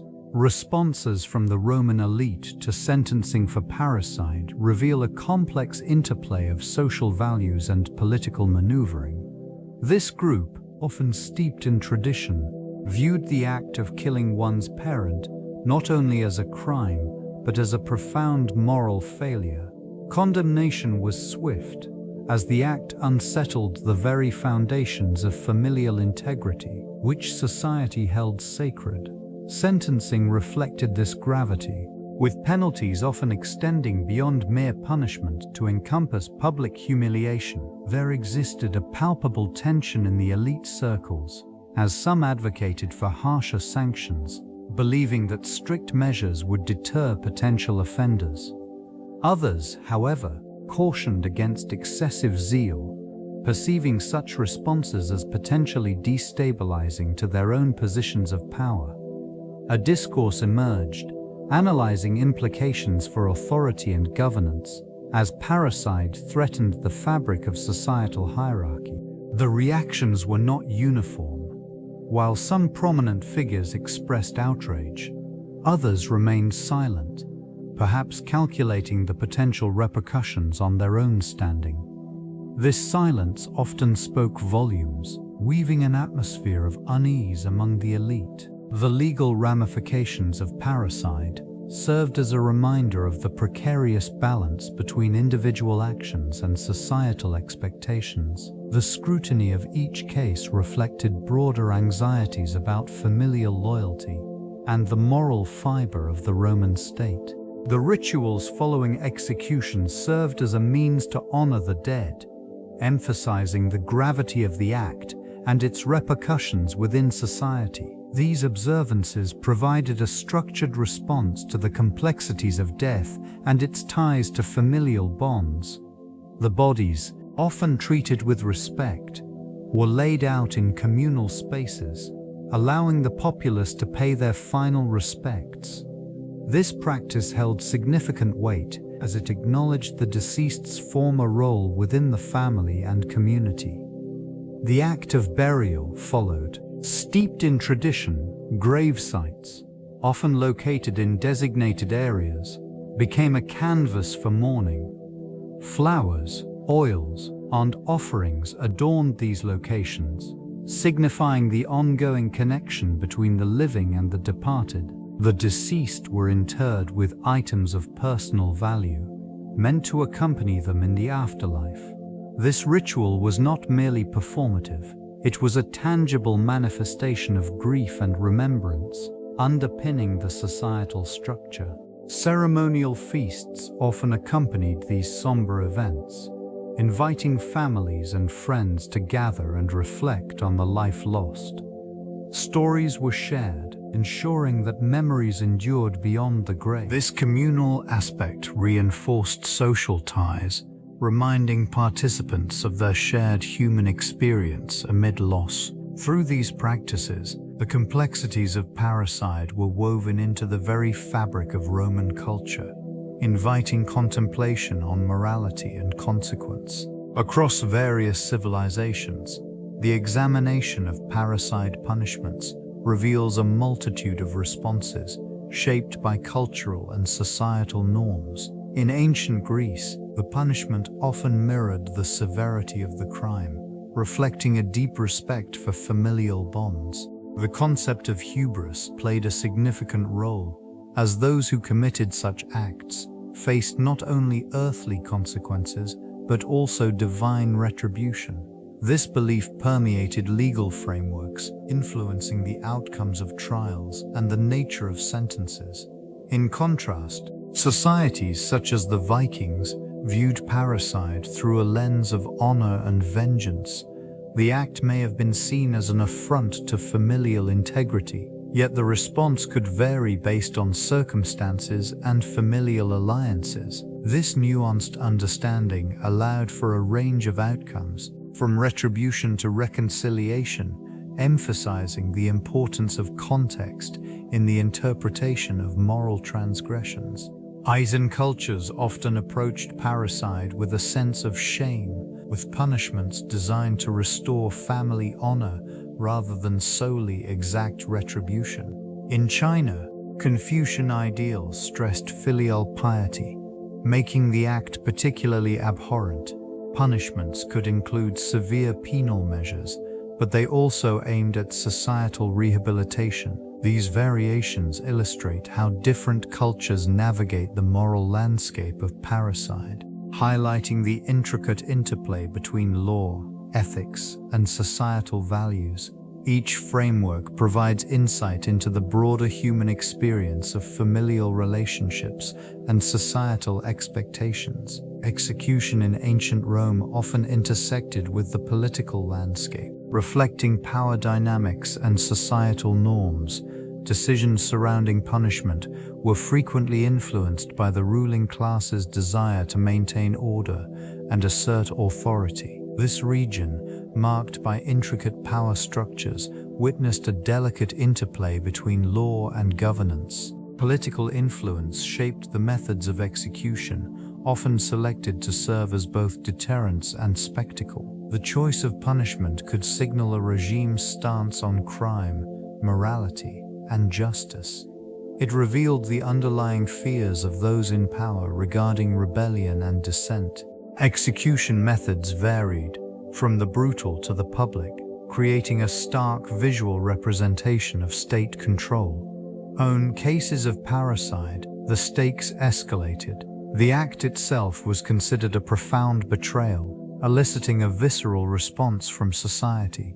Executions for such crimes were not merely punitive, they were deeply symbolic. The condemned faced not only the physical consequences, but also the weight of public scrutiny and condemnation. This relationship between politics and execution underscored the cultural importance placed on family and loyalty.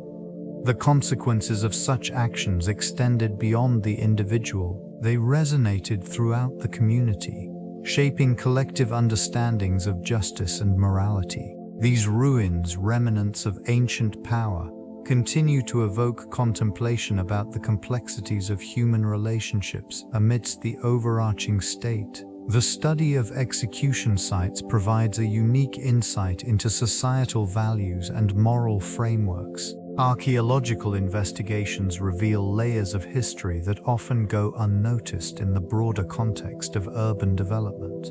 Findings from these sites can illuminate the methods employed, the rituals surrounding executions, and the societal implications of such practices. Artifacts uncovered in these locations often include tools used for execution, as well as remnants of the condemned's belongings, suggesting a profound connection between personal narratives and collective memory. The locations themselves, strategically chosen, serve as a reminder of power dynamics and the enforcement of order within society. This region, steeped in a complex past, allows researchers to reconstruct the social hierarchies that dictated who faced punishment and under what circumstances. The analysis of burial sites adjacent to execution grounds may indicate whether the executed were afforded any form of dignity in death. Detailed mapping of these sites reveals their proximity to public spaces, illustrating how executions functioned as both a deterrent and a spectacle, reinforcing authority while also reflecting societal anxieties.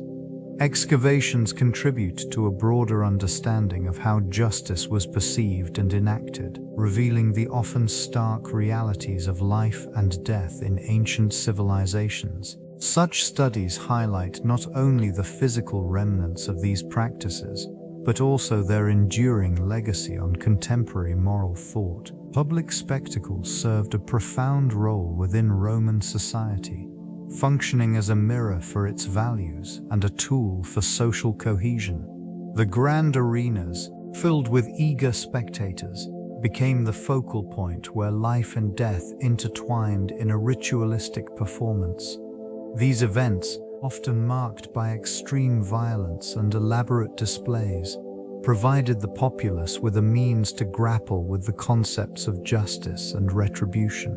Within this context, the execution of parricides held a particularly ominous significance. The act was not merely punitive, it was a visceral reminder of the consequences of transgression against familial bonds, a theme deeply ingrained in Roman identity. The method of execution, often involving the Poena Cullei, reflected a societal desire to distance itself from the horror of the crime. Enclosed in a leather sack, the condemned was subjected to an execution that symbolized their complete ostracization from the community. These spectacles reinforced collective values, allowing citizens to witness the implications of moral failure firsthand. The crowds, gathered in anticipation, found a cathartic release in the shared experience of witnessing punishment. This communal engagement with justice shaped the narrative surrounding morality, establishing a precedent for societal norms. Through these rituals, the echoes of ancient Rome resonate, revealing a complex interplay between law, morality, and public perception. This complex interplay laid the groundwork for profound changes within the Roman justice system. The ritualistic execution of parricides signified not only punishment, but also societal condemnation of acts deemed unforgivable. The method of Poena Cullei, which entailed entombing the offender within a leather sack, symbolized the severance of familial and civic bonds. This act evoked a sense of collective outrage, redefining the parameters of acceptable behavior within the community. Legislative reforms arose from the chilling implications of such a punishment. The state began to scrutinize existing laws surrounding familial relations and personal accountability. Increased emphasis was placed on the moral weight of familial duty, urging citizens to uphold societal values. Legal discussions surrounding the nature of crime shifted from mere punishment to the restoration of public order and morality. Judicial practices evolved to include greater considerations of context and intent. This transformative period fostered a more nuanced approach to justice, one that sought to balance retribution with rehabilitation. As the Roman populace grappled with the ramifications of heinous acts, the undercurrents of legislative adaptation became evident. These changes signified a move towards a more structured legal framework. The symbol of the cullis has evolved in contemporary discourse, taking on multifaceted meanings. This vessel, historically associated with the punishment of parricides, embodies the intersection of justice and societal norms. In modern interpretations, it often represents the darker aspects of human behavior and the consequences of betrayal. The act of placing an individual within this container, submerged in water, serves as a metaphor for isolation and the severing of familial bonds. Cultural references continue to emerge from this ancient practice, with the cullis frequently invoked in discussions around personal accountability and the moral implications of one's actions. The ritualistic nature of this punishment highlights society's attempts to maintain order through the enforcement of laws that reflect collective values in literary and artistic representations. It often symbolizes the ultimate consequence of transgression, underscoring the gravity of familial loyalty. Academic discussions surrounding the cullis delve into the psychological ramifications of such punishment.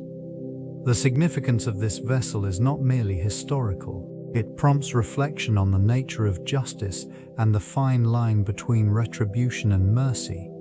In this context, the cullis stands as a reminder of the complexity of human relationships and the potential for conflict that lies within family units, resonating through the ages and inviting ongoing examination. These narratives of punishment extend beyond mere tales of execution, embodying the cultural psyche of an era. Each account encapsulates the moral and philosophical dilemmas faced by society. The chilling gravitas surrounding such methods, including the cullis, reflects an unyielding struggle between justice and vengeance. These stories, steeped in ritual, illustrate the societal need to delineate boundaries between acceptable and unacceptable conduct. The tales often reveal a fascination with the macabre, drawing attention to the intricacies involved in the execution process. Instruments of death, such as the infamous cross and the lethal poison, become symbolic representations of power and control. This region of historical reflection serves as a vivid backdrop against which the complexities of human behavior unfold. Each tale weaves through time, connecting individuals to their ancestors through shared fears and societal norms. In the shadows of ancient Rome, the act of execution served not only as punishment, but also as a cautionary tale. These endings, steeped in ritual and consequence, functioned as a societal mirror, revealing deeper truths about governance, morality, and familial loyalty. They underscore an enduring legacy, where each parricide represents a fracture in the familial structure, forever altering the lineage and collective memory of a people. The exploration of these myths continues to cast light on the human condition, echoing through the corridors of history. Poetry serves as a profound lens through which the themes of parricide are examined. The verses capture the tumultuous emotions surrounding familial betrayal, encapsulating the complexity of human relationships. In various cultures, poets have explored the anguish and existential dread associated with the act of killing one's parent. This examination often transcends mere narrative, delving into the psyche of individuals grappling with guilt. remorse, and the weight of ancestral expectation. These literary expressions frequently intertwine with the broader societal implications of such violent acts. The language chosen reflects not only personal turmoil, but also the moral and ethical dilemmas faced by those entangled in these tragic narratives. Imagery within the poems evokes a sense of decay and loss, emphasizing the irreversible nature of the crime and the haunting memories that linger. The rhythm of the verses mirrors the heartbeat of the stories, guiding readers through a landscape marked by sorrow and reflection. Metaphorical language conveys the inescapable shadows of familial legacy, illustrating how individuals are often caught in a relentless cycle of history. Each line resonates with the understanding that parricide is not merely a personal tragedy, but a rupture felt across generations, leaving scars that define the fabric of cultural identity. The interplay between words and themes fosters a deeper comprehension of the human experience in relation to this profound act. The philosophical debate surrounding justice and revenge in Rome often reflected the complexities of societal norms. Legal frameworks were intertwined with personal vendettas, creating a landscape where the two concepts frequently collided. This region of thought revealed that the pursuit of justice was not merely a theoretical construct, but a deeply ingrained aspect of Roman identity. Justice was portrayed as a societal obligation, a means to maintain order and harmony within the community. The courts served as platforms for adjudication, yet they were also arenas where personal grievances could manifest. In contrast, revenge operated outside the formal structures of law, driven by emotional impulses and individual perceptions of honor. Such motivations often led to cycles of retribution, where the original offense was compounded by subsequent acts of violence. This dichotomy was not lost on philosophers and jurists of the time. They grappled with questions of morality and ethical conduct, considering whether true justice could exist without the potential for personal satisfaction that revenge might offer. The consequences of these actions rippled through Roman society, influencing literature, governance, and personal relationships. The tension between these two opposing forces highlighted a fundamental struggle within human nature, a reflection of the broader existential questions that persist through the ages. Ages, propaganda surrounding public executions served to reinforce the authority of the state, embedding fear and compliance within the populace. These events were meticulously orchestrated, creating an atmosphere steeped in spectacle. The spectators, often drawn from all strata of society, witnessed the macabre display, which functioned as a stark reminder of the consequences of transgression. The execution ground became a stage where the condemned were portrayed not merely as criminals, but as cautionary tales, their fates sealed in the eyes of the gathered crowd. I think time to sign out the psychological impact of such events. Banners and proclamations announcing the impending punishment circulated in the days prior, heightening anticipation. The public was encouraged to engage with the narrative crafted by authorities, framing executions as necessary acts of justice. By associating the execution with the maintenance of order, the state reinforced its legitimacy, portraying itself as a protector of societal values. Nevertheless, the visceral nature of these spectacles allowed for a collective experience among the witnesses. The shared moment of horror solidified communal ties. As the fear of punishment resonated through the crowd, it became not just a demonstration of power, but a ritualistic affirmation of societal norms. This interplay of spectacle and control shaped the perceptions of morality and justice within the collective memory of Rome. Both the legal framework governing Poena Cullei served as a reflection of societal values and the complexities of Roman law, established during the late Republic. This particular punishment, was reserved for the gravest offenses, namely parricide, an act considered both heinous and unnatural. Within this context, the severity of the penalty underscores the deep cultural abhorrence toward the act itself. Judicial proceedings were marked by a distinct process, often initiated by an accusation from a family member or a recognized authority. Once a case was brought forth, the accused faced a trial, where evidence and witness testimonies played critical roles. Conviction for parricide resulted in a fate that involved being sewn into a leather sack, along with various animals, and subsequently disposed of in a river or the sea.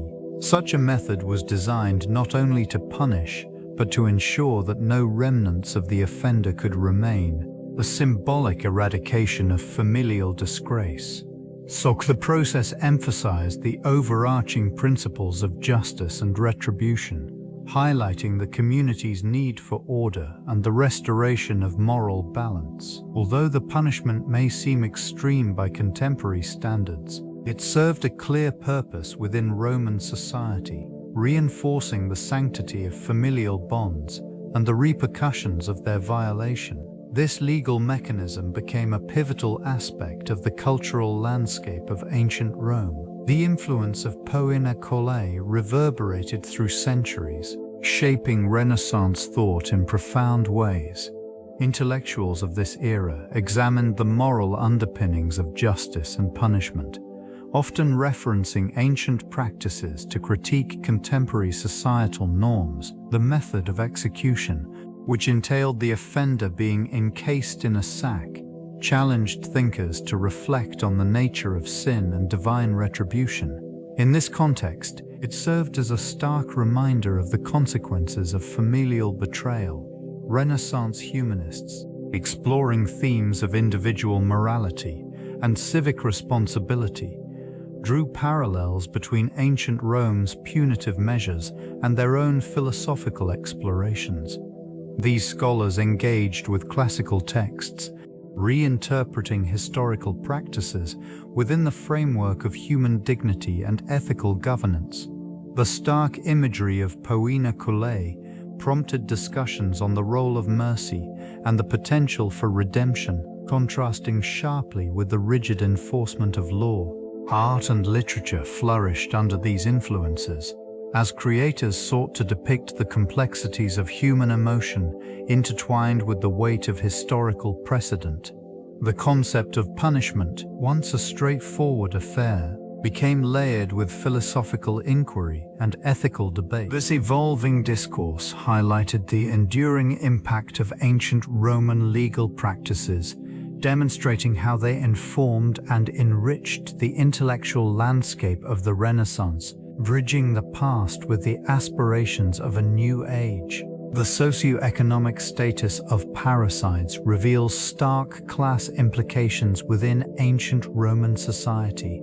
Individuals accused of this grave offense often belonged to varying social strata, influencing both their treatment and the ultimate consequences faced within the legal system. In the aristocracy, those implicated were frequently shielded by their status, their wealth affording them access to political connections and legal loopholes. This privilege allowed many to evade the harshest penalties, reflecting a system that often favored the elite.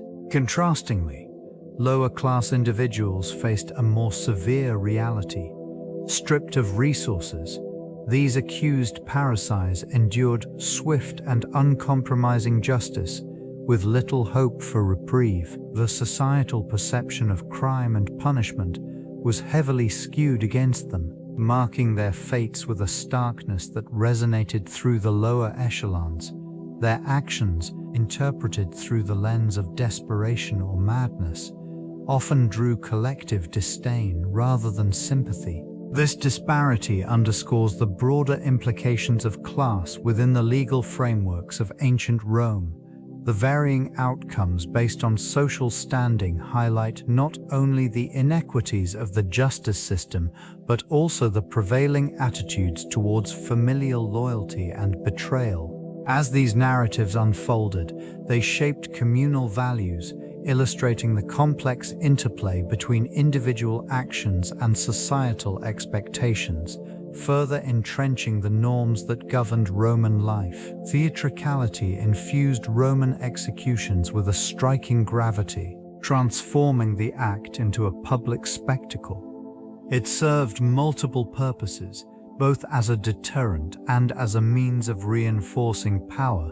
These events unfolded in bustling forums, where vast crowds gathered, anticipation palpable in the air. The condemned, often dressed in distinctive garb, became unwitting performers in a grim play, their fates sealed by the whims of a society that reveled in the display of justice. Executioners, skilled in their grim craft, executed their roles with precision, choreographing each moment to evoke a visceral response from the audience. This region thrived on the tension that accompanied such spectacles. Fear and awe mingled seamlessly. The deliberate pacing of events allowed spectators to engage with the unfolding drama, drawing them into a collective experience that underscored societal norms. The use of elaborate props, such as ropes and instruments of death, further enhanced the theatricality, each tool symbolizing the gravity of the act. Those present bore witness to the stark reality of punishment, a chilling reminder of the consequences of transgression. The lingering sense of sweat and blood permeated the air as the final moments approached, reinforcing the somber nature of the occasion. Such executions, steeped in ritual, articulated the unyielding relationship between authority and the populace, echoing through the annals of Roman history. The echoes of such executions reverberated deeply within the collective consciousness of Roman society. Fear permeated the atmosphere, leaving an indelible imprint on the psyche of the populace. The specter of retribution loomed large, instilling a pervasive anxiety that affected everyday interactions. This region, once vibrant with communal life, became suffused with a sense of caution as trust eroded amidst whispers of betrayal and punishment. Subtle shifts in social dynamics emerged, where familial bonds faced scrutiny under the weight of suspicion. The notion of loyalty transformed into a delicate balancing act, with citizens acutely aware of the consequences of dissent.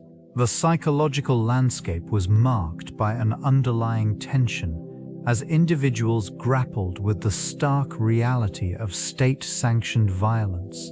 These ruins of human connection bore witness to a society grappling with its own moral compass. Public gatherings, once occasions of shared joy, became arenas of silent observation, where individuals weighed their words carefully. The ramifications of such executions extended beyond the immediate moment, influencing generations to come. The melancholic air enveloped communities, fostering an environment where fear of reprisal stifled open discourse and dissent. In this altered reality, the legacy of the parricide's final journey lingered, shaping the fabric of daily life and redefining the relationship between the individual and the state. The weight of guilt manifested in the Culleus, a vessel representative of profound transgression. This object, cloaked in darkness, became synonymous with the burden carried by those who dared to challenge societal norms. It served not merely as an instrument of punishment, but as a reminder of the profound consequences of betrayal against familial bonds. The parricide, trapped in this final journey, was enveloped by an inescapable sense of remorse, illustrating the psychological landscape of remorseful minds. Each step taken towards the inevitable was marked by an internal struggle, reflecting the duality of human nature.